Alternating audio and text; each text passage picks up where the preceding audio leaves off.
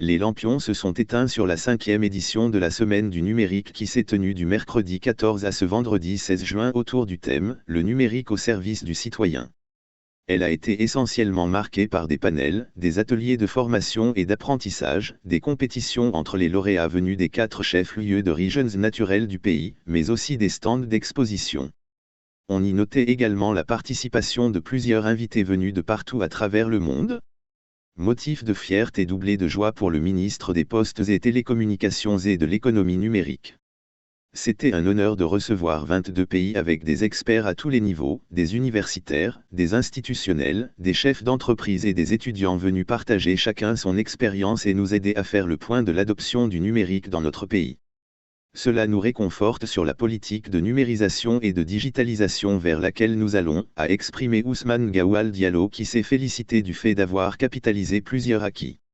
Nous avons profité aussi de cette semaine du numérique pour nouer un partenariat et une collaboration avec les structures rwandaises les plus en vue, celles qui façonnent le numérique au Rwanda, pour nous accompagner dans les secteurs dans lesquels on en a besoin, a-t-il poursuivi. Au cours de l'acte 5 de la Semaine du numérique, il a été aussi question de discuter de l'avenir de la Guinée dans le secteur du numérique, notamment à travers des panels animés par des ministres, d'éminents experts nationaux et étrangers. Tout ceci pour parler du numérique et dire l'avenir qui nous attend. Quelle merveille de voir ces tout petits venir parler des codes. Ça a l'air tout simple, déplacer des mots pour animer des images. C'est quelque chose de formidable et prometteur pour l'avenir, a témoigné le ministre porte-parole du gouvernement.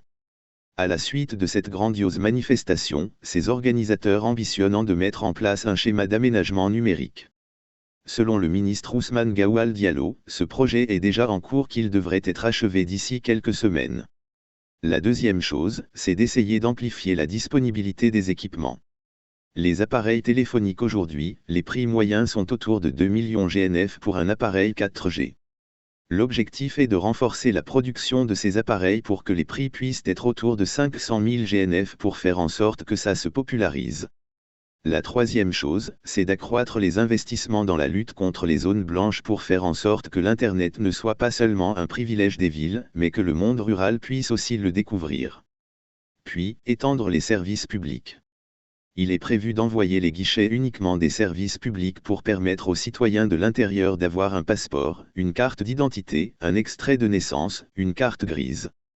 Qu'ils puissent souscrire à ces documents sans se déplacer pour Conakry, a égrené le ministre des Postes et Télécommunications et de l'économie numérique.